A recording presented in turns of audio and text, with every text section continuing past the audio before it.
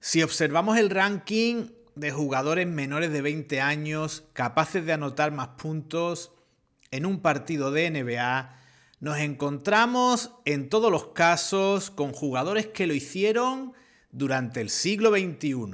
Jugadores como LeBron James, Kevin Durant o más recientemente Víctor Wembanyama. Pues bien, todos estos puestos están ocupados por jugadores que lo hicieron en el siglo XXI, excepto el líder de esta clasificación. Un jugador que lo hizo nada más y nada menos que en 1980. Hablamos del protagonista en el día de hoy de nuestra serie Grandes Desconocidos, Cliff Robinson. Un jugador al que vamos a hacer justicia y le vamos a poner cara, puesto que, como podéis ver, dentro de este ranking, a pesar de ser el líder del mismo, es el único jugador cuyo rostro no aparece reflejado.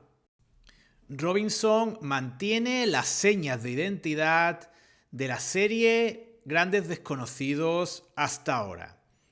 Este cuarto protagonista, al igual que los tres anteriores, fue un jugador que brilló en la primera mitad de los años 80, pero empezó a desaparecer del mapa baloncestístico al mismo tiempo que la NBA llegaba a nuestros hogares. Clifford Trent Robinson nació en Oakland, en el estado de California, el 13 de marzo de 1960. Y ya en su ciudad se da a conocer como jugador de baloncesto, como miembro de los Knights del Castlemont High School, un equipo con el que se proclama campeón del norte de California en 1976. Por cierto, este era el aspecto original de ese instituto. Juzgad vosotros mismos si las cosas antes o ahora eran más bonitas. Su gran rendimiento en un escaparate como el del baloncesto californiano le abre las puertas de la USC, la Universidad del Sur de California, una universidad que en años anteriores había mandado a la NBA a jugadores como Paul Westphal y Gus Williams. Todos ellos, al igual que el propio Robinson, dirigidos por el entrenador Bob Boyd, considerado el mejor entrenador de la historia de la USC y un entrenador que mantenía una gran rivalidad a nivel estatal con el mítico John Wooden, entrenador de la Universidad de UCLA. La llegada de Robinson a los Trojans coincide con una mala generación en el equipo de la Universidad del Sur de California. Ninguno de los compañeros de Robinson llegó a jugar en la NBA. De esta manera, el impacto de este ala pívot de 2,6 metros en el equipo del sur de California fue inmediato.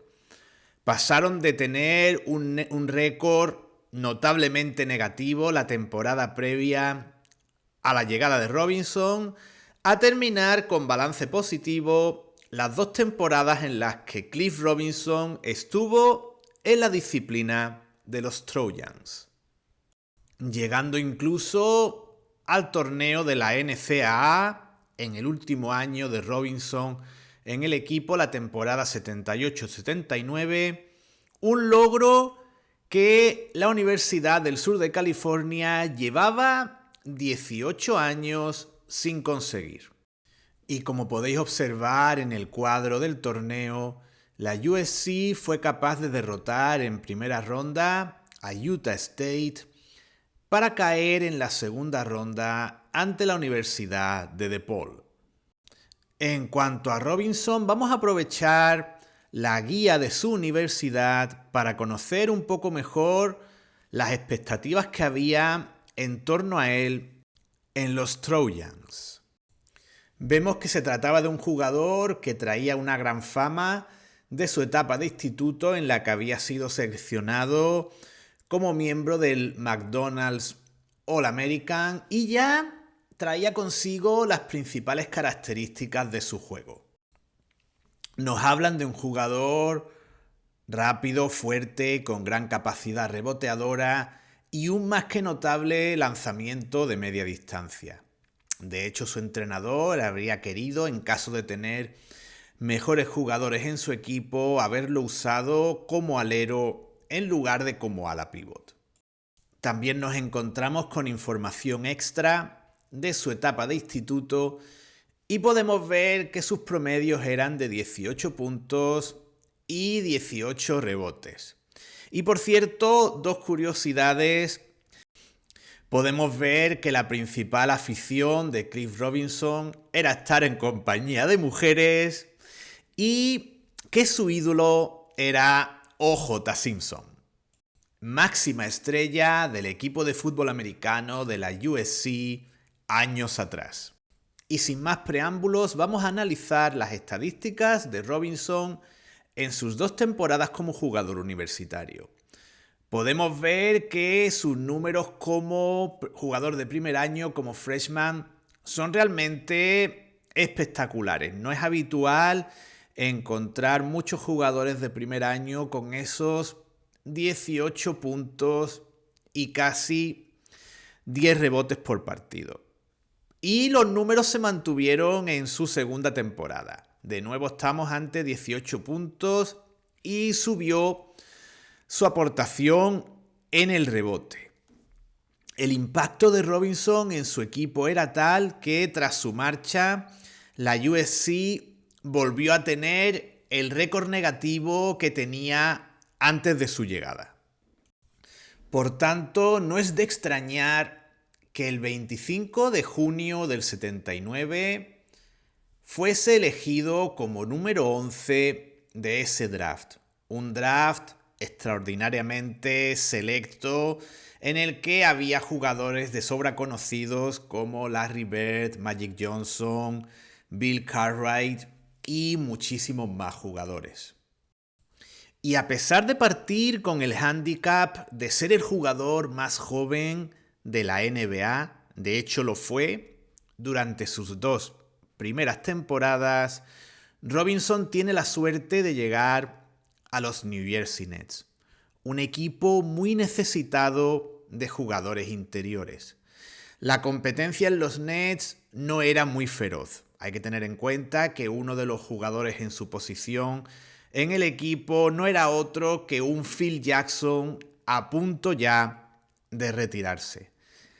De hecho, los 2 jugadores interiores más destacados en esa temporada rookie de Cliff Robinson en los Nets fueron Robinson y otro rookie, Calvin Nutt, un jugador que ni siquiera llegó a terminar esa primera temporada en los Nets. Robinson hace una notable temporada rookie, superando los 13 puntos y 7 rebotes por partido, a pesar de contar con unos 23 minutos en cada uno de ellos. Y en su segundo año, a pesar de tener mucha más competencia en su puesto, con jugadores veteranos como Maurice Lucas o Bob McAdoo, los números de Robinson crecen y se van cerca de los 20 puntos por partido y su rendimiento reboteador también se ve incrementado.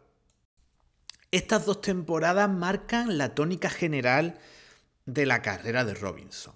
Un jugador muy fiable, con unos números muy irregulares, pero que siempre en todas las temporadas se perdía partidos debido a sus maltrechas rodillas. Estáis viendo en las capturas de imagen que ya en sus primeros años jugaba con unas aparatosas rodilleras.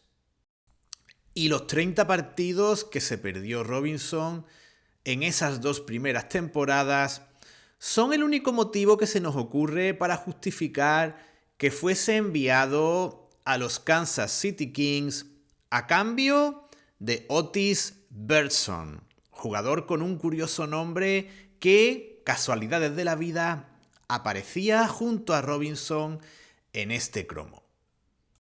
El paso de Robinson por los Kings se reduce a la primera mitad de la temporada 81-82. Y de nuevo, es difícil de entender por qué no permaneció más tiempo en la disciplina del equipo dirigido en aquel entonces por Cotton Fitzsimmons, ya que los números de Cliff Robinson fueron superiores a los de su segunda temporada y se fue por encima de los 20 puntos por partido en los 38 encuentros que disputó con el equipo de los Kansas City Kings.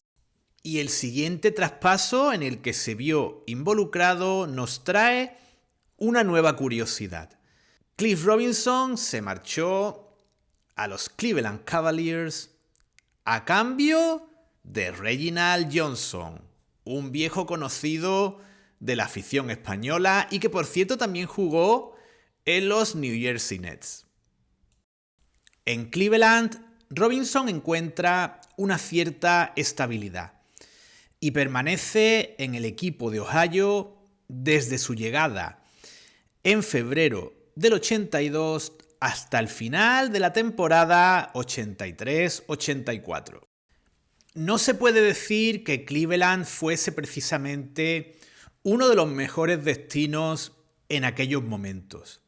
Estamos ante una franquicia que ocupaba normalmente los últimos puestos de la conferencia este. Para Robinson supuso un cambio notable en lo que se le pedía.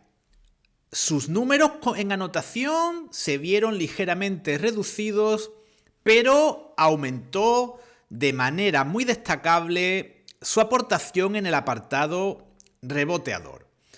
Cleveland era un equipo con un roster más bien corto y Robinson llegó a jugar incluso como pivot en varias ocasiones para la franquicia, en especial en su última temporada con los Cavaliers. Equipo en el que coincidió, como podéis ver en esta imagen, con otro protagonista de Grandes Desconocidos, World Be Free. Esto nos lleva al mes de junio de 1984, momento en el que Cleveland envía a Washington a Cliff Robinson junto con Tim McCormick, jugador del que ya hablamos en el vídeo dedicado a Tom Chambers, a los Washington Bullets, a cambio de otro viejo conocido del canal que siempre se las apaña para aparecer por aquí, como Mel Turpin. Y me atrevería a decir que Robinson pasa en Washington 2 de las temporadas más satisfactorias de toda su carrera. En su primera temporada en la capital de los Estados Unidos, coincide con un jugador que seguro era un referente para él, Gus Williams, un base, un jugador de una posición muy diferente a la de Robinson, pero que había sido estrella de su alma mater, de la Universidad del Sur de California. Y como siempre me gusta hacer para documentar mis vídeos, recurriendo a artículos de revistas y periódicos de la época, voy a tomar como referencia un artículo del Washington Post dedicado a Cliff Robinson durante su estancia en los Washington Bullets, que nos va a ayudar a conocer mejor al jugador. El título del artículo, A Star Waiting to Happen, nos indica que quizás en Retrobasket Spain nos hemos equivocado y en lugar de haberlo puesto en la serie Grandes Desconocidos, deberíamos haber incluido a Robinson en la serie Eternas Promesas. El artículo comienza precisamente hablando de Gus Williams y Cliff Robinson y de cómo a su llegada a la ciudad natal de Robinson, Oakland, para jugar frente a los Warriors, Williams había tenido un recibimiento mucho más relevante que el de Robinson. Hay que tener en cuenta que Gus Williams había jugado sus 2 primeras temporadas en la NBA en los Golden State Warriors. El artículo también nos complementa la información sobre los primeros pasos de Robinson en el baloncesto. Vemos que su inicio fue muy tardío, precisamente en ese Castlemont High School del que hablábamos antes, ya casi terminando sus años de estudio en etapa de instituto. Y para que veáis que no estamos hablando de un cualquiera, el artículo establece una comparación entre Cliff Robinson y Larry Bird. Nos indica cómo la principal diferencia entre ambos jugadores era el haber terminado en un equipo de la calidad de Boston, en el caso de Bird, y en diferentes equipos de muy poca calidad en el caso de Robinson. Pero vemos que ambos jugadores eran de los pocos que con su estatura podían jugar en la posición de alero pequeño y estableciendo un paralelismo entre los puntos y rebotes por minuto. Era muy similar lo que ambos daban de sí en el campo.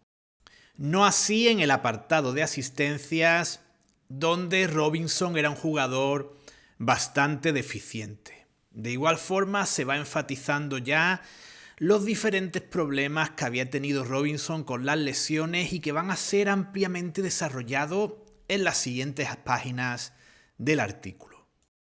Vemos cómo la primera temporada en los Bullets, la 84-85, estaba siendo, hasta el momento del artículo, un auténtico calvario para Robinson en el apartado de las lesiones. Lesiones de todo tipo e incluso enfermedades que aquejaban a todas las partes de la anatomía de Robinson. De igual forma, en la parte superior de las dos páginas que estamos viendo ahora mismo del artículo, tenemos el testimonio de Chuck Daly, que lo entrenó en su etapa en los Cleveland Cavaliers. Vemos cómo nos hablan de un Robinson muy talentoso, con cierta fama de chupón, que también vamos a ver cómo para algunos era justa y para otros no. Y vemos que Daly, a pesar de ese gran talento que Robinson tenía, nos habla de cómo, sobre todo en la conferencia este, los intangibles eran muy importantes a la hora de elegir qué jugadores tenían más y menos protagonismo en los equipos. Y en esos intangibles, en esos aspectos defensivos, quizás Robinson se quedaba un poco atrás respecto a otros compañeros. Entre todas esas teorías que hablaban de sus cambios de equipo y los motivos de los mismos, Robinson, más que achacarlo a las lesiones, lo achacaba precisamente a esa fama de jugador egoísta. Y eso estaba intentando que ya no volviese a ocurrir en Washington. Y siempre intentaba darle su lugar a sus compañeros, incluso en partidos en los que Robinson se iba a números muy destacables. Y también parece dar la sensación de que había cierto arrepentimiento por su parte a la hora de haber entrado en la NBA antes de tiempo. Parece que Robinson pensaba, y en aquel momento podía tener razón que esa entrada prematura le había perjudicado. Hay que decir que, salvo si era Magic Johnson o algo parecido, los jugadores que entraban antes de tiempo solían tener un camino bastante difícil en aquel entonces. De hecho, Robinson admite la inmadurez que tenía en aquel entonces y los diferentes problemas en su universidad que le llevaron a dar ese salto prematuro a la NBA. También habla de cómo en los Nets sentía que iba a ser la estrella del equipo y así se lo hacían ver en la franquicia, pero finalmente, sin que él lo esperara y cuando soñaba con jugar en la nueva cancha que estaba en construcción, fue traspasado. Algo parecido le ocurrió en Kansas City y comentaba que Cleveland era un auténtico caos, que tuvo multitud de entrenadores diferentes y que en el equipo no había ninguna estabilidad. Y por tanto achacaba parte de su mala fama a los récords negativos de todas las franquicias en las que había estado hasta ese momento. Y el artículo finaliza con 2 deseos por parte de Robinson. Su deseo de tener una estabilidad en un equipo, algo que no había tenido hasta ese momento y que envidiaba a otros compañeros por todos los automatismos que ello proporcionaba, y también esperaba dejar de ser lo que parecía, todo lo que indica este final del artículo, parecía que para todo el mundo era una especie de eterna promesa, como ya hemos dicho antes, y convertirse en una estrella. Hablamos de un Robinson que en este momento, en el momento de la entrevista, tan solo contaba con 24 años y por tanto tenía todavía, en teoría, todo el futuro por delante. Dejamos atrás este artículo para conocer a otros miembros del roster de los Bullets en los 2 años en los que Robinson militó en la franquicia. Aparte de Williams, Robinson estaba en el equipo con un mejor elenco de jugadores en el que había estado hasta ese momento. Podemos destacar, por ejemplo, en el puesto de pivot al mítico Jeff Ruland, un jugador de cristal que cuando estaba sano era realmente demoledor. También debemos destacar al tercero de los Malone, a Jeff Malone, un escolta con una grandísima capacidad anotadora y que en los Bullets vivió algunos de sus mejores años. Finalmente, en la primera temporada de Cliff Robinson en los Bullets es destacable también la presencia de Rick Mahorn. Un Mahorn que no tenía un gran protagonismo en la cancha, pero era el alma del equipo. Y en la segunda temporada es muy destacable la incorporación de Manute Bol, una nota exótica, pero que en ese primer año fue el momento en el que más protagonismo tuvo en el aspecto defensivo a la hora de taponar. Y lo estamos pudiendo ver en algunas de las imágenes del partido que está ilustrando todo el comentario de la trayectoria de Cliff Robinson en los Bullets. Un encuentro que probablemente fuese el momento cumbre de su carrera. Robinson lleva a Washington junto con sus compañeros a clasificarse 2 años consecutivos para los playoffs. En ambas ocasiones se enfrentan a los Philadelphia 76ers. En la primera ocasión, el resultado de esa eliminatoria al mejor de 5 encuentros es 3-1 y en la segunda ocasión, que es la que estamos viendo en el quinto partido, se fue a un 3-2 a favor del equipo de Filadelfia. Robinson fue el máximo anotador de ese partido con 30 puntos, además de capturar 11 rebotes y tener unos muy notables porcentajes de acierto en el tiro, tanto de 2 puntos como desde la línea de tiros libres. Su rendimiento no pasó desapercibido para su rival, para los Philadelphia 76ers, y en la siguiente temporada se hicieron con sus servicios en un intercambio en el que entraron varios jugadores. Por parte de Washington, Cliff Robinson y Jeff Ruland, que se marcharon a los Sixers a cambio de otros 2 jugadores de gran tamaño, Moses Malone y Terry Cattleje, que de hecho fue uno de los jugadores estelares de los Sixers en este encuentro. Y a pesar del deseo de estabilidad expresado por Robinson, parece muy probable que se mostrase muy feliz al cambiar de aires. No en vano, Filadelfia es un equipo con mucho más cartel que Washington. Y además hay que añadir que Cliff Robinson firmó con los Sixers el mejor contrato de su carrera. Desafortunadamente, la primera ronda de playoffs se convirtió en el techo que Robinson jamás pudo superar.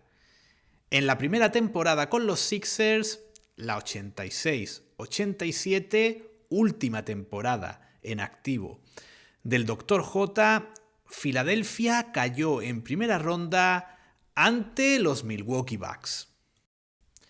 En cuanto a Robinson, sus 2 primeros años en los Sixers mantuvieron la tónica de toda su carrera en la NBA. Buenos números, jugador fiable cuando estaba en activo. Estáis viendo en todas estas imágenes lo fino que era, el buen tiro que tenía. Quizás un repertorio de acciones algo limitado.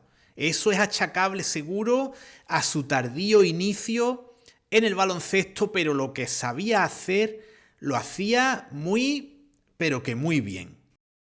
Y para mantener también la costumbre habitual en todas sus temporadas, entre esas 2 primeras temporadas se perdió unos 50 encuentros, sin tener ninguna lesión excesivamente grave, pero siempre entrando y saliendo de la lista de lesionados. Desgraciadamente, podríamos decir que en enero del 89, y sin que nadie lo esperara, la carrera de Cliff Robinson llegó virtualmente, aunque no realmente, a su fin.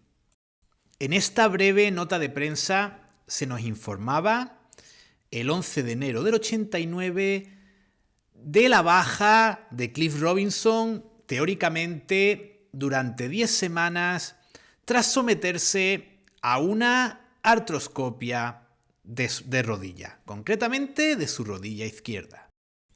Sin embargo, esas 10 semanas se convirtieron en toda la temporada, incluidos los playoffs, y en toda la temporada siguiente.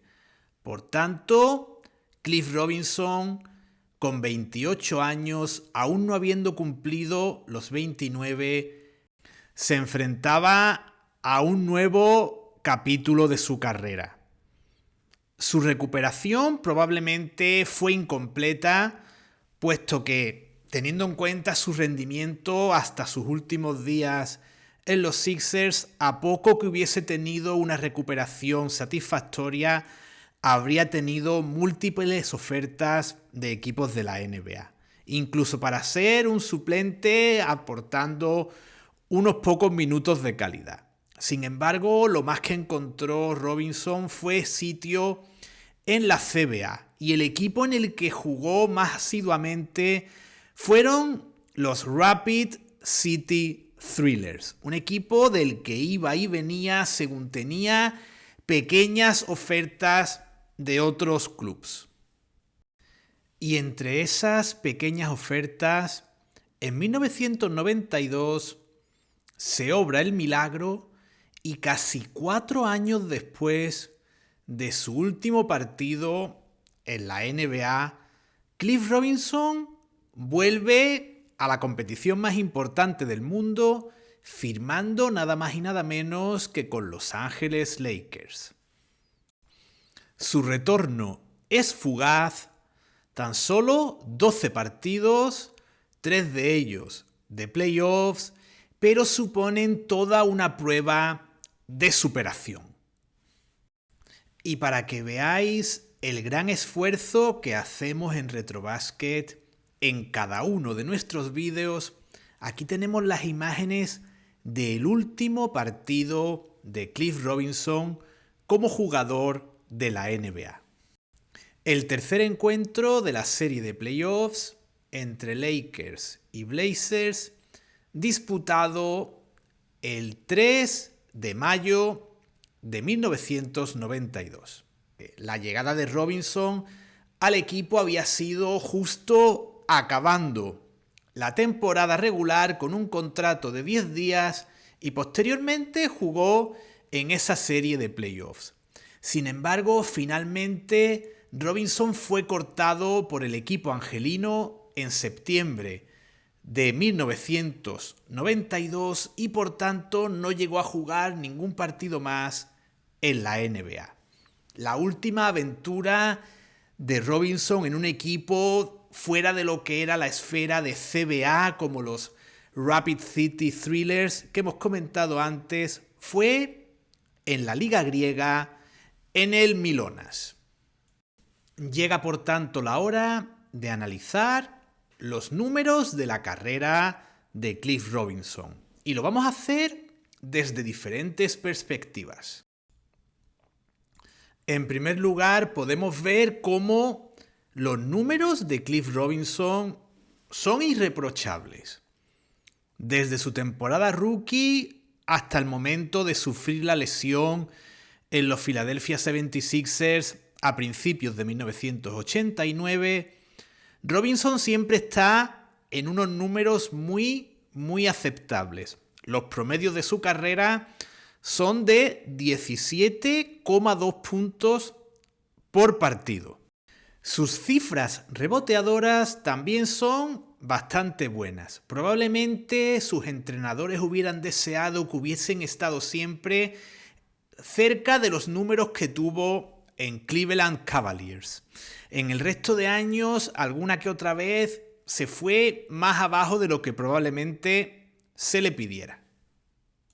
Y entre esas cosas que se le pedían, probablemente haya muchos intangibles que no alcancemos a ver realmente en estos números. Quizás alguna que otra décima extra en robos, en tapones, también en asistencias, contribuyendo más al juego del equipo. Probablemente esos sean los peros que los entrenadores le pondrían. En tiro de campo, la verdad es que el hecho de que esté siempre por debajo del 50% es entendible una vez que le hemos visto jugar. Vemos que a Robinson le gustaba mucho ese tiro de media distancia, casi más que no la culminación de las jugadas bajo el aro. Eso explica que no fuese un jugador de los que se iban por encima del 50% de acierto. En tiro libre le vemos habitualmente por encima del 70% y parece que iba mejorándolo según avanzaba su carrera. De hecho, en ese pequeño espacio de tiempo que estuvo en los Lakers, vemos que estaba cerca del 88%, aunque como hemos visto hace escasos minutos en las imágenes, en ese partido de playoffs frente a Portland, probablemente el nerviosismo, las ganas de agradar, le hicieron errar los 2 tiros libres que hemos podido ver. Y por supuesto, no podemos dejar de lado el número de partidos que Robinson se perdía en todas las temporadas. Excepto en la temporada 85-86, en la que tan solo se perdió 4 encuentros, Robinson siempre se perdía un número destacable de encuentros en todas las temporadas. Hay que tener en cuenta que no es solo los partidos que se perdía, sino como bien comentaba en el artículo del Washington Post que vimos anteriormente, el periodo de readaptación que siempre suponía la vuelta a las canchas. Si analizamos los totales de su carrera, vemos que Robinson llegó a más de 10.000 puntos y 5.000 rebotes. Todo esto teniendo en cuenta que su carrera finalizó virtualmente, como hemos dicho antes, a los 28 años. De modo que de haber tenido una carrera más larga, hablemos por ejemplo de hasta los 33, 34 años, se habría ido a unos 15, 16.000 puntos y unos 8.000 rebotes aproximadamente. Sus números en playoffs, como podéis ver, fueron muy limitados. Tan solo jugó 4 temporadas en las cuales, como ya hemos comentado, jamás pasó de primera ronda. Hay que tener en cuenta que jugó sobre todo y era uno de los temas que más le afectaban en equipos perdedores. Y eso le impidió demostrar la calidad que hemos visto a lo largo de este vídeo. Y con todos estos datos y teniendo en cuenta ejemplos de jugadores anteriores de los que hemos ido hablando, me imagino que todos dais por hecho que tiene un 0,0% de posibilidades de entrar en el Hall of Fame. No obstante, para que quede patente su gran calidad y lo que podría haber sido este jugador de no mediar lesiones y equipos de poca calidad en su camino, aquí os dejo los números de sus 20 partidos con mayor anotación. Sobresale entre todos ese partido pocos días antes de cumplir los 20 años, en 1980, en el que se fue a 45 puntos con los Nets en una victoria 140-100 frente a los Pistons. Vemos que su porcentaje en tiro de campo y en tiros libres fue excelente e incluso anotó el único triple que intentó. Además de esos 45 puntos, capturó 10 rebotes y dio 3 asistencias.